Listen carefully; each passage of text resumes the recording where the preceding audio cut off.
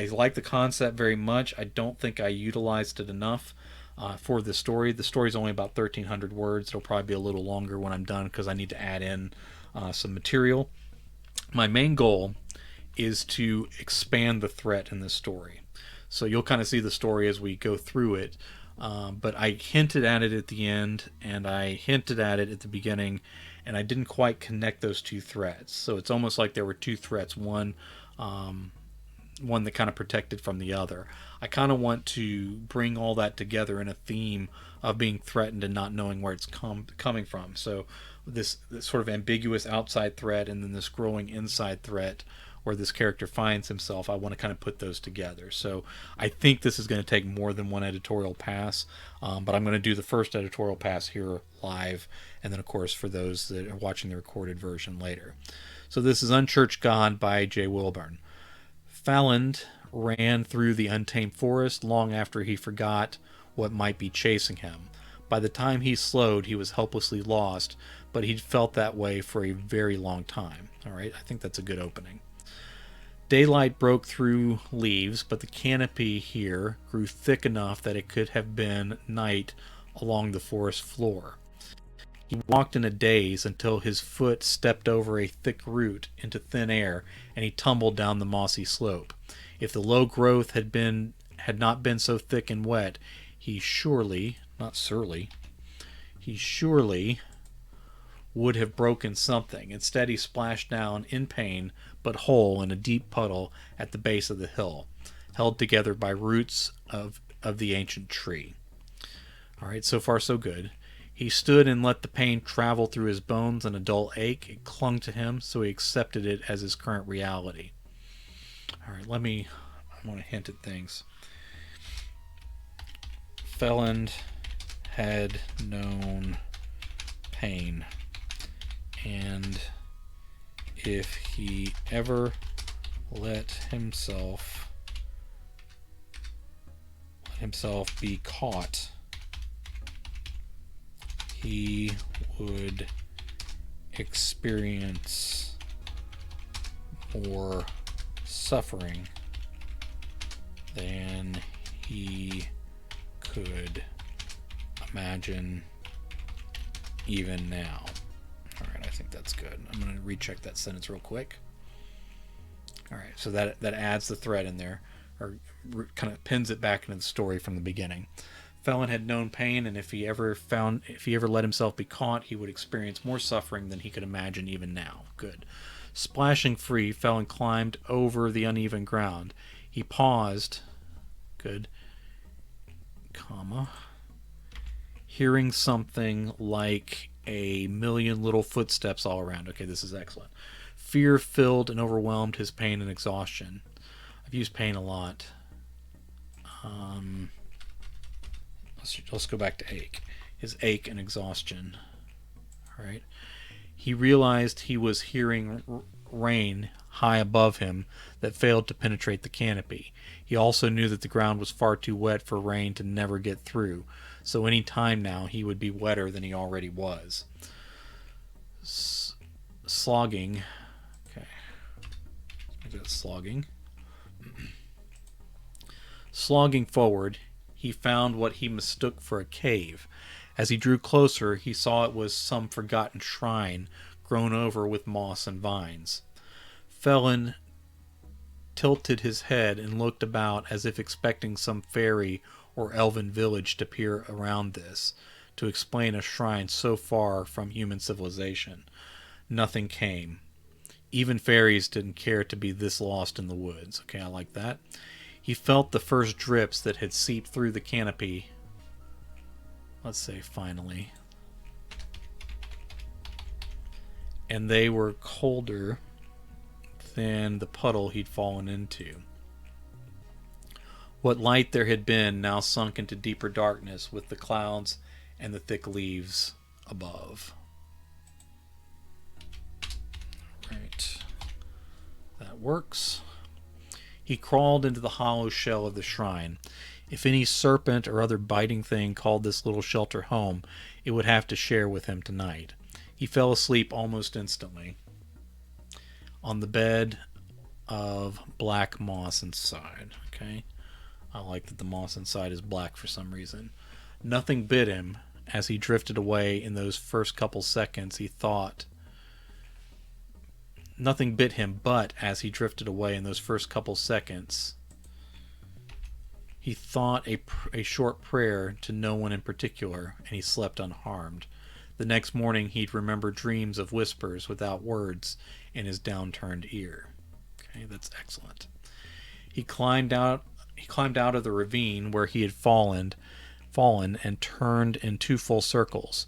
Felon couldn't spy the puddle he'd fallen into, and that's two fallens. The puddle he'd splashed into. Again, I'm bad about repeated words, so it's one of the things I gotta watch for. He'd splashed into, and the shrine didn't seem oriented correctly despite not moving a bit the night before. He had no idea which direction he'd fled in order to keep from backtracking now. Okay, here's where I want to add something else. He could not swear to it, but he would have sworn to anyone who would listen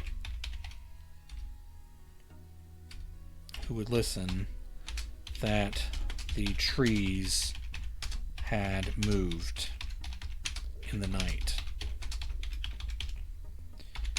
If they had not moved,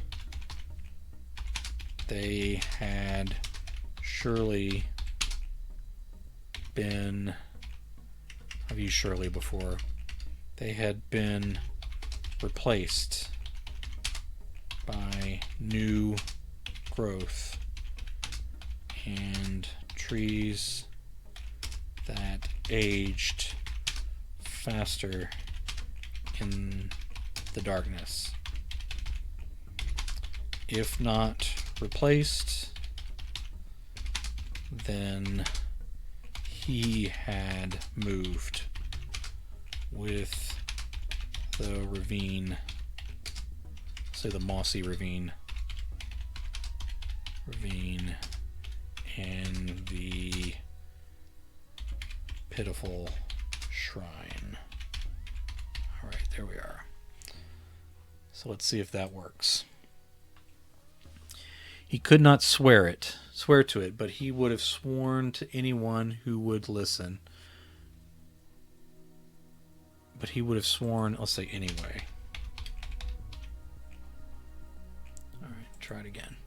He could not swear to it, but he would have sworn to anyone who would listen that the trees had moved in the night. If they had not moved, they had been replaced by new growth and trees that aged faster in the darkness. If not replaced, then he had moved with the mossy ravine and the pitiful shrine. Maybe it mattered not the least. Something hooted deeper in the woods. That was followed by a more guttural growl. The beast was further out than Hooter, but still.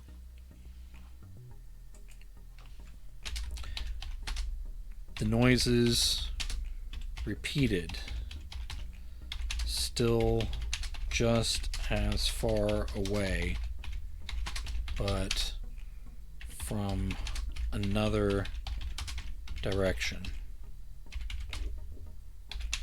Sound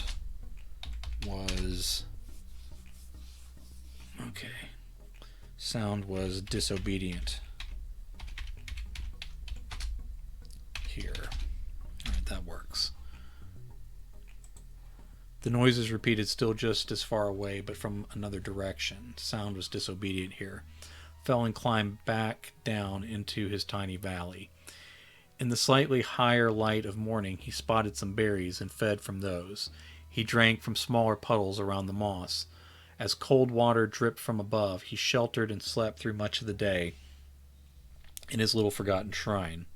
3 nights passed with no real desire to move on. Each night he said his quiet little prayer to no one until he saw the light on the 4th night. It was purple, and he could almost convince himself it wasn't there, at least not to leave at least not enough to leave the shrine. It was warm, though. He reached up. Let's put the ED on the end of that. He reached up and placed his fingers where his eyes told him the light hovered. A buzz traveled up his arm, but that could have been his imagination, too. The next morning, the berries had grown back bigger.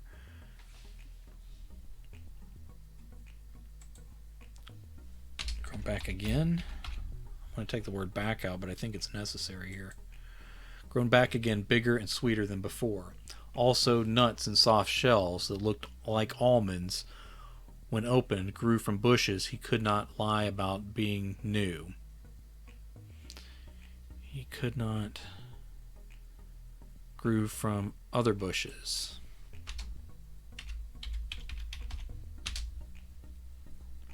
All right. Okay, let's make this a separate sentence. He could not lie. All right. He could not lie about these bushes being there in earlier days. He bowed to the shrine and thanked the purple light. Let me have him do something else here. Felland considered the slope. The beasts around him might have moved on. The terrors that tracked him could have given up by now. He did not test these theories, though. All right. Felon considered the slope. The beasts around him might have moved on. The terrors that tracked him could have given up by now. He did not test these theories, though. He bowed to the shrine and thanked the purple light. Let me say instead. That night it spoke as some gods tend to do. Dear Fel. He did not hear the words, but not like from a spoken voice, but Felland had few examples of anyone speaking to him so sweetly. It was to his ears what the new-grown berries were to his tongue. All his life he'd waited for a kind voice like that. These words did not come to him in a form that might be spoken or written. Their meaning came clear to his head, though, as sure as any voiced words, and so much better than any he remembered. Now, I think I said he did not hear the words. Okay, let me just cut this sentence and see if it still works, because it may be better without it. Alright, so we'll cut that.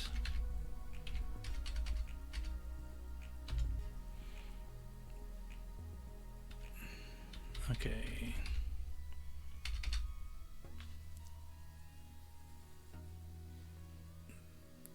Alright, let me stick with there, but I think I need to make it the same paragraph, so let me get that up there. All his life he'd waited for a kind voice like that. Their meaning. Alright. Let me just say the meaning. The meaning came clear to his head, came clear to his head. I can take out though here.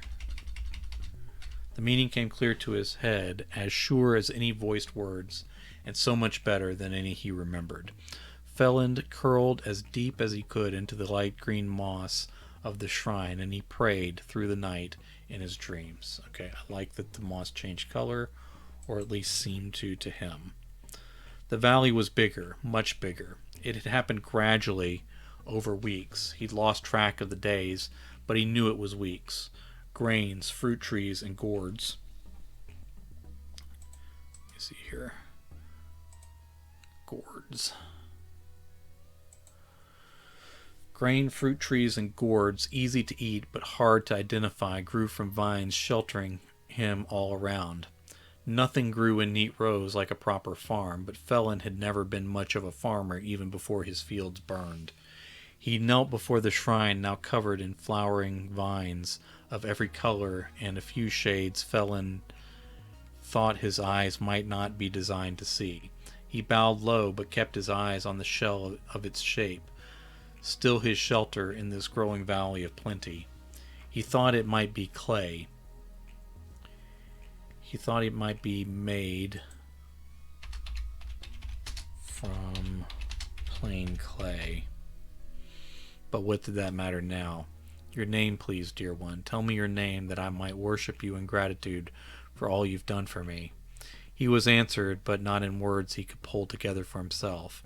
The feelings were strong: love, grace, kindness, acceptance. All right, let me throw something else out here. A darkness edged those words inside his skull. That's good. It was like a shadow meant to make the good words of light stand out brighter, but he still noticed the darkness. Alright, he still noticed the deep blackness of those dark halos. I like that.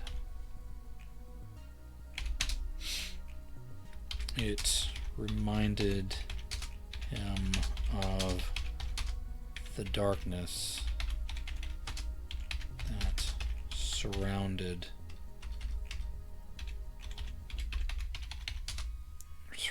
the valley and blocked the view beyond the first few rows of trees. All right, let me see if that works. A darkness edged those words inside his skull. It was like a shadow meant to make the good words of light stand out brighter, but he still noticed he still noticed the deep blackness of those dark halos. It reminded him of the darkness that surrounded the valley and blocked the view.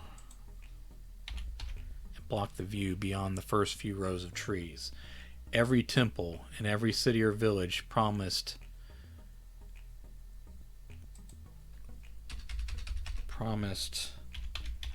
the good things of these good words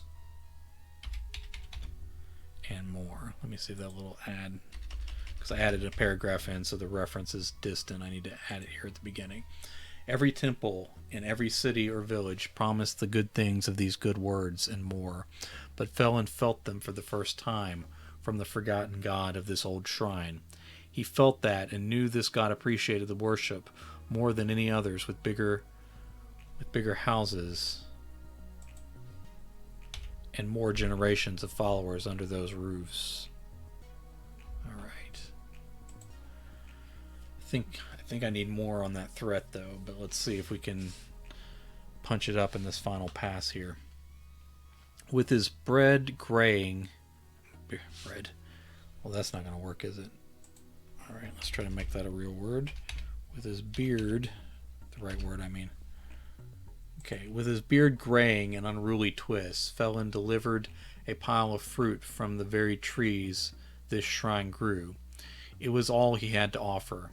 He watched as the food absorbed into the moss and then grew back upon the vines and branches. All right. As his offering vanished, it left tiny pools as bright as spilled blood. The bloody image lingered, but then soaked away into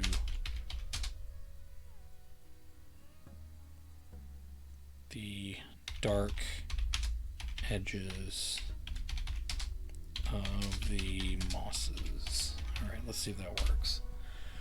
With his beard graying in unruly twists, Holland delivered a pile of fruit from the very trees the shrine grew. It was all he had to offer. He watched as the food absorbed into the moss and then grew back upon the vines and branches. As his offering vanished, it left tiny pools as bright as spilled blood.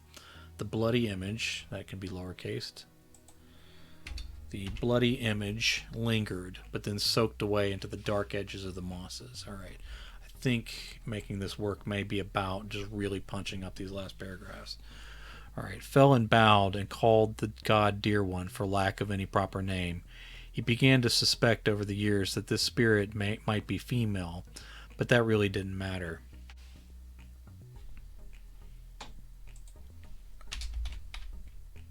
Whoever she was, she whispered to him every night, and those wordless whispers directed his prayers back to her. Say back into her. Alright, so let's try that and see how that works. Whoever she was, she whispered to him every night, and those wordless whispers directed his prayers back into her. Only you, dear Fell, only you. Come sleep when you are weary. I welcome you. He looked about the valley. The walls and trees of the forest stood too far away to see clearly through the mists. Food grew too thick for him to find a path through, even if he wanted to investigate. What lay beyond? Let's say when he tried to remember the houses and castles before all this, he could only picture the clay curves. No, let's say the curved clay of the shrine. He knew that wasn't right.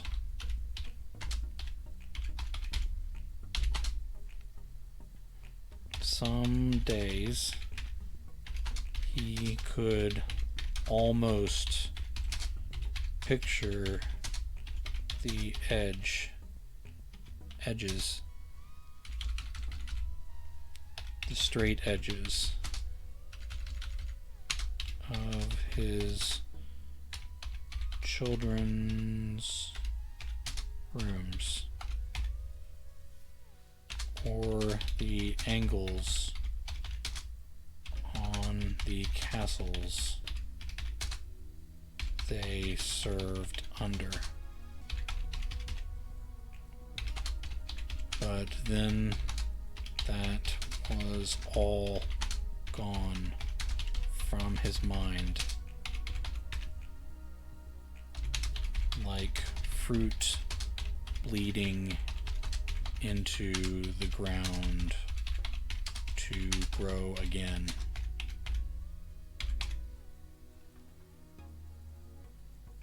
Kindle keyboard sucks. All right. was all gone, but his mind, from his mind, like fruit bleeding into the ground to grow again. Okay, I want something else. Then he couldn't remember what straight meant anymore, or why it would possibly matter. All right. I think I'm getting the story here. All right, let me look at that paragraph again. When he tried to remember the houses and castles before all this, he could only picture the curved clay of the shrine. He knew that wasn't right. Some days he could almost picture straight edges of his children's rooms, or the angles of the castles they served under. Say they once served under.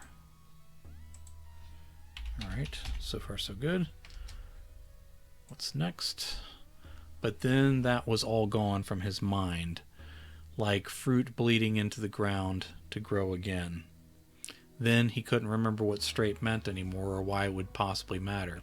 Phelan wondered, not for the first time, if this were not a dream, maybe a delusion to keep him and to coax his unending worship as a congregation of one. He looked quickly at his hand.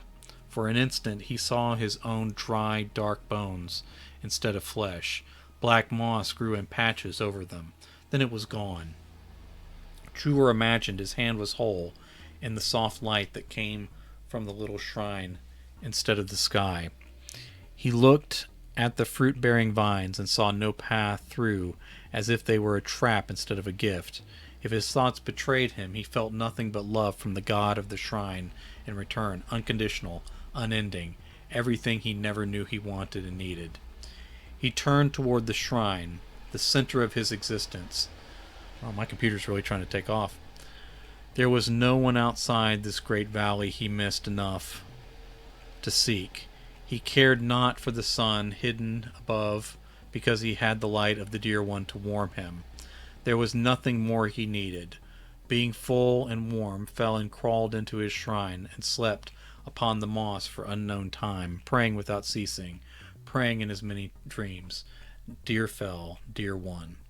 All right, where he looked and for an instant saw something besides healthy flesh, I want to add that in up here. All right, the light was purple. You heard the words. The valley was much bigger. All right, so it's somewhere in here. Valley was much bigger. Was bigger, much bigger. He knelt at the shrine, now covered in flowers. Bowed his head. He was answered, but not in words. He felt. All right, there was darkness in the skull. Okay. All right, let me put it here. I'm just going to add it on at the end. Let me do one more add here. All right. As he stood, he felt a shot of pain in one knee. It felt moist and that doesn't make any sense. All right. As he stood, he felt a shot of pain in one knee. It felt all the world like age and old injury. The memory of pain. Okay. Good. Now let's see something else.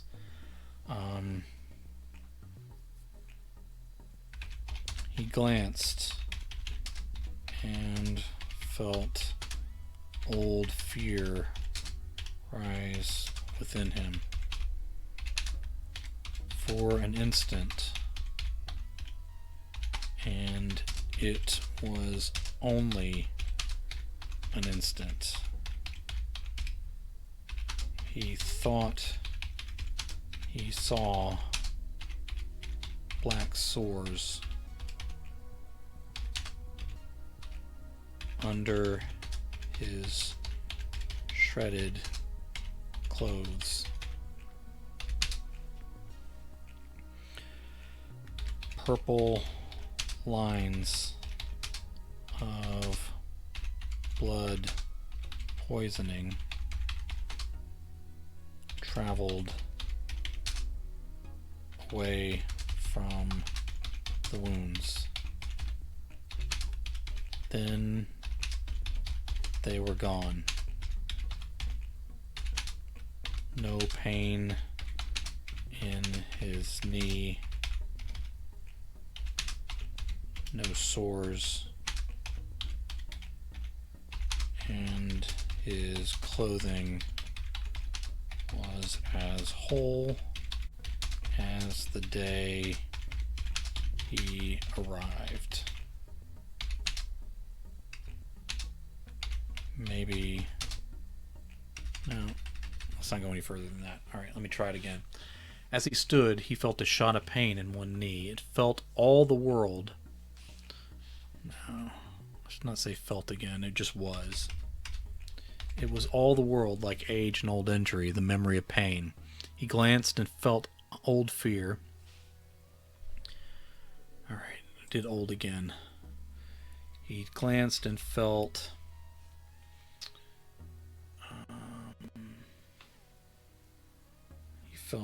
forgotten fear. Felt forgotten fear rise within for an instant, and it was only an instant. He thought he saw black sores under his shredded clothes. Purple lines of blood poisoning traveled away from the decayed wounds. Then they were gone. No pain in his knee, no sores, and his clothing was as whole as the day he arrived.